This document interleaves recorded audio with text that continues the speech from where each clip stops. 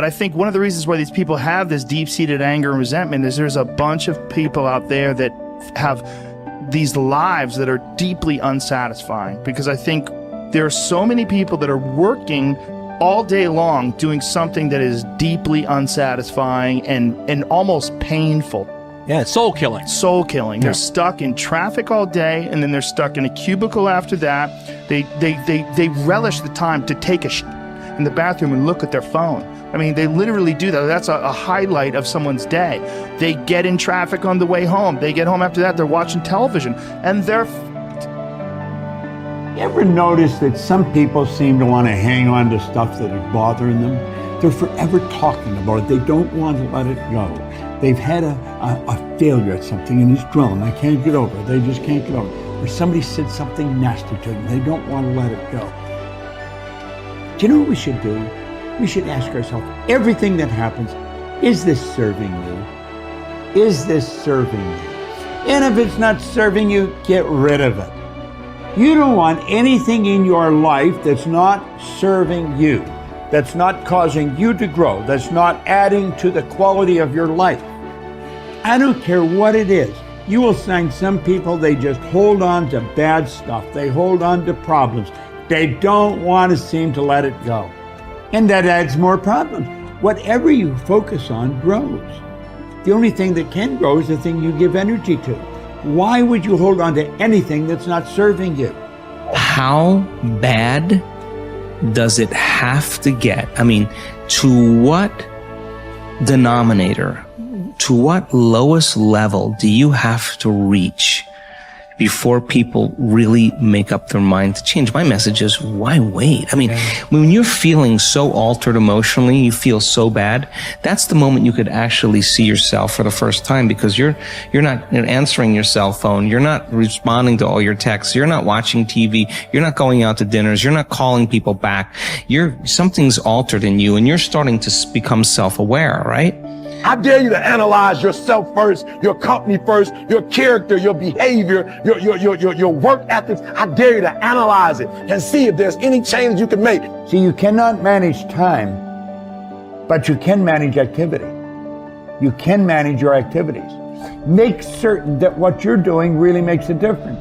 Make certain that you're spending your time on activities that are productive, that are taking you in the direction of your goal. If you think about the person that you want to become, what's that person do every day that you don't do right now? And when you start to do the thing that the person you want to become is doing, you leverage something called behavioral activation therapy. And that is a whole body of research that says when you act like the person you want to become, it's the most powerful way to change a habit. It's even better therapy than talk therapy, because the action proves to your brain that you're becoming that person. You're seeing the change through the action, and so then the brain catches up and starts to relate to you like a person that's confident, or a person who adores their appearance, or a person that celebrates themselves exactly as they are. Before you start the day, ask yourself, how do I want to think today? How do I want to feel? How do I want to behave? I mean, what would greatness look like? What would love look like today? What could I do that would be really cool for me at the end of the day? Say, wow, so I had a good day today. What would make me feel that way? And if you can't find an answer to that, start reading. Who reads anymore? Read a book. I read so many books a week. I know, I'm that way too. So read something about, you want to be wealthy? Read a book about someone who became wealthy, and get real and realize they may have failed 50 times before they actually pulled it off. Or what were their characteristics? What were their traits? What made them? So it wasn't about their wealth, it was about who they became.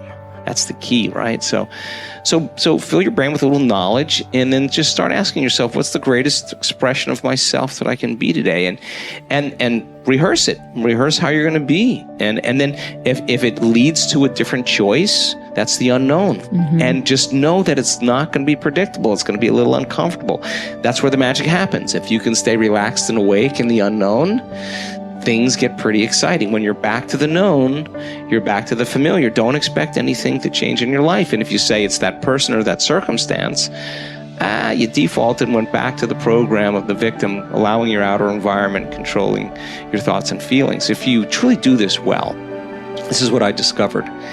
If I truly feel the feelings of my future before they occur, and I live in that state, I'm no longer looking for it to happen. How could I look for it if I feel like it already has, right? So I try to stay in that state, because then I'm not separate from it. And that tends to be when the magic happens. There's no control anymore. There's no predicting. There's no perfectionism. There's none of. All there is just kind of an experiment. Like, I'm experimenting to see if I change my thoughts and feelings, if my life will change. And that should be the experiment everybody has. And do it with curiosity, and do it with just seeing if the experiment works. If it doesn't, change something else about yourself until it starts to work. Deciding who are we going to be. You know, we shouldn't hope to end up one day a magnificent, strong, beautiful, capable, kind, loving person. We should start living like that today, hopefully, so that we become that. That who we become is not an accident, but hopefully a purposeful intent. That our days and how we approach our days are literally driven by the intention of who we're going to bring. That we bring our character into each of the circumstances of our lives, and by doing that, maybe we can't always direct every circumstance of our life. We can't control everything, but we can certainly control our responses to them. We can certainly dictate who we're going to be in those circumstances, and that helps us achieve our ultimate destiny that we desire, not one that just lands on us.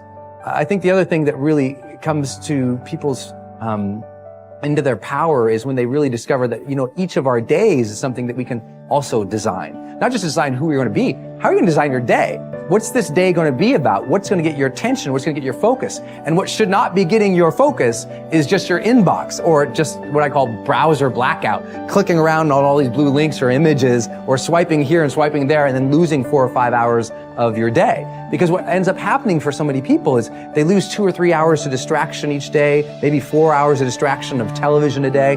And over the course of their lives, now a decade is gone of opportunity, a decade of missed opportunities to connect with your family, to achieve your dreams, to work a little harder, to contribute that thing you always contribute, to learn that skill that you wanted to learn. Like, we have to decide on our days. We have to design them. We have to wake up and decide what this day is going to be about, what's going to get done, what's going to deserve our focus, who will we reach out to, instead of just responding to everybody else's needs. Look back over your life and ask yourself, what activities, behaviors, or decisions have been most responsible for my success in life to date? You will probably find that less than 5% of the things that you have said or done have accounted for most of the success you have enjoyed. You may find that it was your unique ability to solve a particular kind of problem or to take advantage of a particular type of opportunity. You may find that your special talent was an interpersonal skill that enabled you to influence and persuade other people at a particular time and place. You may find, on analysis, that it was an ability to take charge and accept responsibility for accomplishing a particular goal. Whatever has been responsible for your successes in life to date may be a good indication what you should be doing in the future. Analyze your work based on the measure that I call return on energy. Leaders in every field deliberately apply their talents and energies where they can achieve their greatest return on the amount of energy, mental, emotional, and physical, that they invest in any endeavor. They refuse to take on jobs or work in areas where they cannot perform at exceptional levels. They treat themselves as valuable resources, and they spend their energies very carefully. One of the questions that you might continually ask yourself is this the best possible use of my time and energy? Is what you are doing right now the most valuable thing that you could be doing, given your particular combination of talents and abilities? Often answering this question will help you to see that there is a vast difference between what you are currently doing and what you should be doing if you want to be fulfilling more of your potential. Once you have chosen your ideal job or occupation for this stage of your career, your biggest responsibility is to make the decision to become very good and then to become excellent at what you do. In a lengthy study on successful Americans, the Gallup organization discovered that expertise, or being recognized by your peers as one of the very best in your field, was one of the essential ingredients for success in American life. We said before that self-confidence comes from positive knowing rather than positive thinking. It is only when you know that you are outstanding in your chosen field that you really feel terrific about yourself, and that you enjoy high levels of self-confidence. Men and women who are good at what they do and who know that they are good at what they do are very different from those who are only average. They walk and talk and dress and behave differently. They have an attitude of assurance and certainty about themselves that causes them to stand out in any group. They have a deep down sense of self-worth and self-confidence that is evident to everyone around them. The quality of a person's life is in direct proportion to their commitment to excellence, no matter what their chosen field.